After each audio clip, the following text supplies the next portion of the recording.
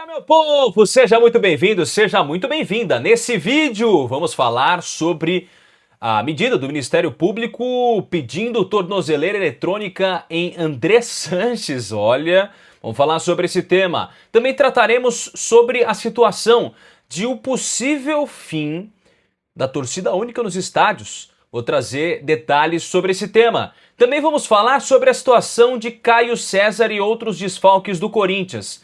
E quando eles voltam. E claro, também vamos falar sobre o jogo, o empate do Timão contra o Cruzeiro. Posso pedir só o seu like? Deixa o like, rapaziada. Bora chegar à meta de 1000 curtidas nesse vídeo e também se inscreva para fortalecer o canal e mostrar a força do torcedor que nos acompanha. Bora brilhar, meu povo!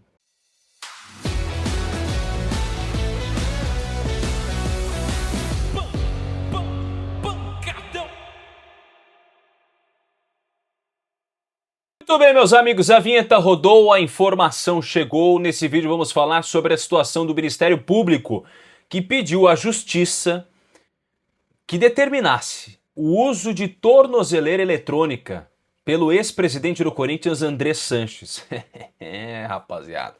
O órgão também pediu a apreensão do passaporte espanhol dele e o registro das ligações feitas e recebidas pelo celular do André Sanches entre os dias 30 de dezembro de 25 a 25 de fevereiro de 2026. O pedido foi feito pelo promotor Cássio Concerino e é fundamentado pelo suposto descumprimento das medidas cautelares por parte do Andrés. Ele está se baseando, o Cássio Concerino, num depoimento feito pelo Antônio Jorge Rachid. Quem é Antônio Jorge Rachid? Secretário-geral do Corinthians, que disse ao Ministério Público que recebeu um telefonema do André Sanches no dia 30 de janeiro. Segundo o Rachid, o Andrés ligaria com frequência para ele. E desde o fim do ano passado, a Justiça impôs uma série de medidas cautelares a André Sanches, entre elas ele não se comunicar com dirigentes do Timão. Essas restrições foram determinadas num processo em que o André Sanches é acusado pelo Ministério Público de usar o cartão corporativo do Corinthians para fins pessoais. E aí, segundo o promotor Cássio Concerino, foram identificadas mais de 200 compras entre agosto de 2018 a fevereiro de 2021, que totalizam cerca de 580 mil reais, nesses valores já atualizados. Lembrando que o Andrés já se tornou réu pelo crime de apropriação indébita no fim do ano passado. O processo foi suspenso em dezembro, porque o Ministério Público viu que a juíza do caso, ela poderia ser suspeita, ela foi afastada por ter uma relação com um advogado do Andrés, que ele é o coordenador de um curso da mesma faculdade que a magistrada e tal, só que o Tribunal de Justiça considerou que não havia suspeição.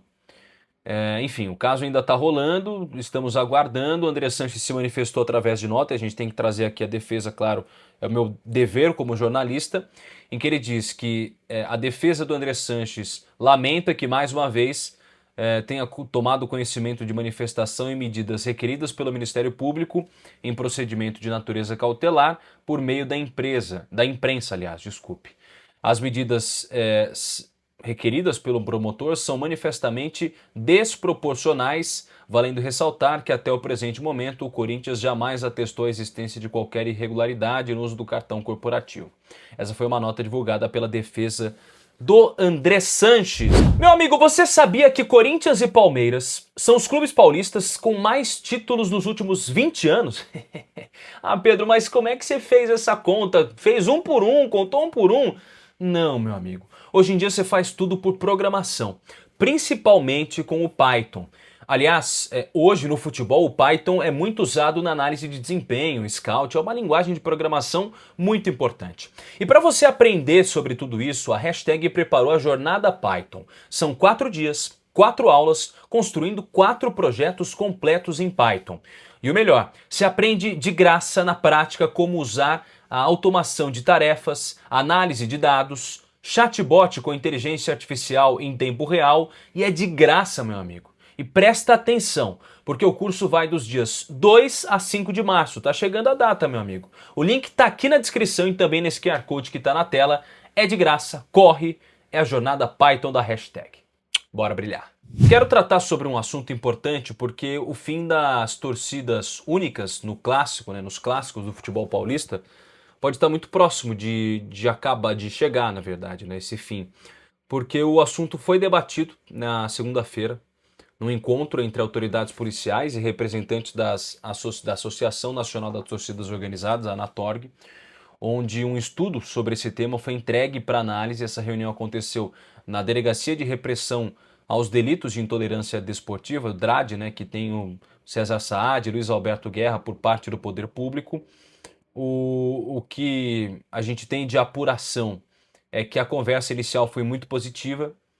O estudo, né, que eu tive até acesso, que é pelo fim da torcida organizada, intitulado desse jeito, né, tem 49 páginas e mostra que é necessária uma revisão técnica da proibição de torcida visitante nos clássicos paulistas, além de uma reestruturação gradual da política de torcida única no estádio.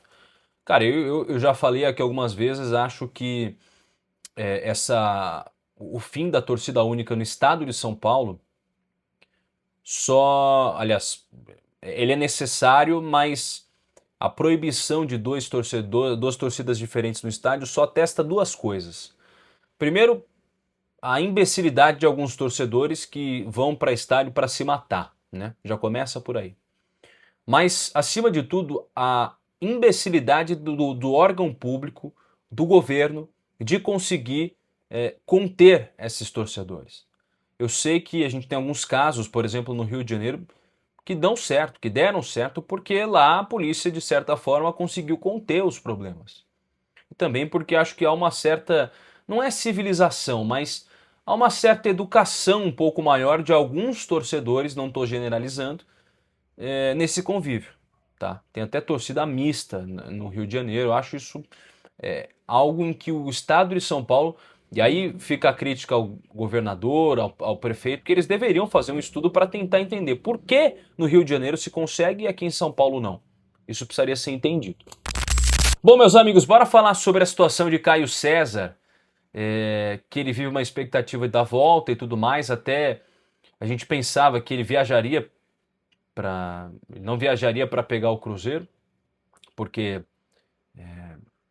estaria sendo preservado para a disputa da semifinal do Campeonato Paulista, só que ele não vai voltar para a disputa da semifinal do Campeonato Paulista no interior de São Paulo. Ele segue em tratamento de uma lesão no músculo posterior da coxa direita de grau 2, tá? Ele não joga desde o dia 5 de fevereiro, quando sofreu essa lesão contra o Capivariano, e a tendência é que ele siga de fora para a semifinal do Paulista, assim como Matheus Pereira e Yuri Alberto. Os dois estão com o mesmo problema também, lesão grau 2 no bíceps femoral da coxa esquerda. É a rotina de campeonato, né? O Dorival falou isso na coletiva. Desde o início do ano, o Corinthians já fez 14 partidas e são 2 meses de bola rolando. 14 partidas.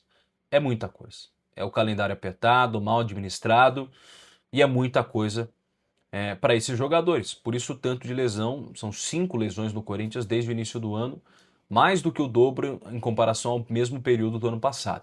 Preocupação muito grande. O Corinthians não deve ter Matheus Pereira, Yuri Alberto e Caio César na semifinal do Campeonato Paulista. Tá bom? Meus amigos, bora para mais uma análise. Só falando rapidamente sobre o jogo. O Corinthians trocou time reserva. Até achei que o Dorival colocaria um time misto, mas tinha um jogador só, né? Porque, 1 ou 2 titulares. Achei que o Corinthians saiu com um ponto que foi importantíssimo, é quase que uma vitória. O Cruzeiro está muito pressionado, o Tite não vai muito bem. Eu estou gravando nesse momento, o Tite segue pressionado, ainda não foi demitido. Pode ser até que aconteça a demissão do treinador ainda durante esse período. Mas é uma situação bem complicada. Eu estou gravando esse vídeo, tá na segunda-feira, na quarta-feira, tá? Então segue uma situação bem complicada com relação ao Cruzeiro, mas eu achei que o Corinthians, da maneira que dava, tem bons pontos a serem explorados, entre eles o Carrilho, voltou a jogar 90 minutos, acho isso interessante para o clube, acho isso interessante para o Corinthians, que o Carrilho esteja de volta, esteja voltando, depois de um ano ele conseguindo atuar por 90 minutos, não fez um jogo espetacular, mas tem mostrado cada vez mais vigor físico. Agora tem alguns jogadores como o Pedro Raul que não tem como insistir, né? Não dá. E que bom que o João Pedro Tchoca voltou a marcar para dar um pouco mais de confiança para ele. O calendário é muito apertado e a gente vai aguardar os próximos passos. Beleza? Muito obrigado pela sua audiência. Deixa o like, se inscreva no canal. Sua coisa linda, maravilhosa. Eu amo vocês. e até mais.